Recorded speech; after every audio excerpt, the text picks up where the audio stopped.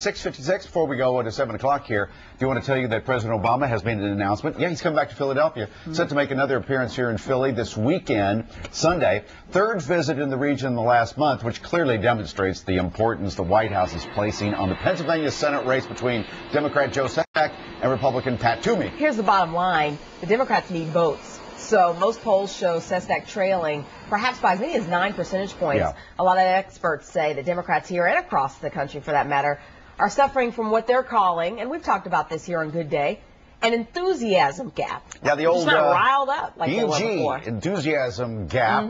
By the way, Scott Rasmussen is going to join us in a little bit. There's some new poll numbers out this morning. Republican voters are energized, as you know, to go to the polls to vote against President Obama's policies.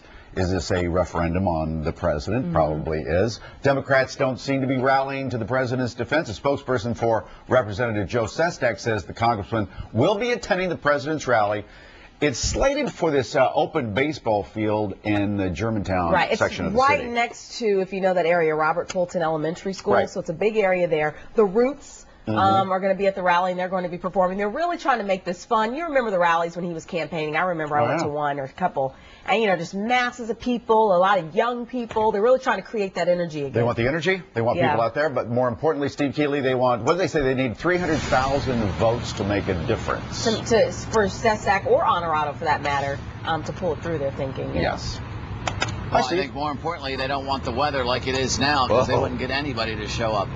Look, he needs to read My Life by Bill Clinton, who writes very honestly that it was a mistake for him to hit the campaign trail at the midterm elections in 1994. He went out and he said it really just diluted his kind of name and his popularity that he had going for him at that point.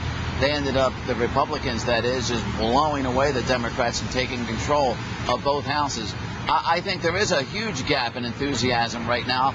Republicans, you know, everybody's trying to make out the Republican conservative voters, who are a lot of Tea Party people, as crackpots and nutcases.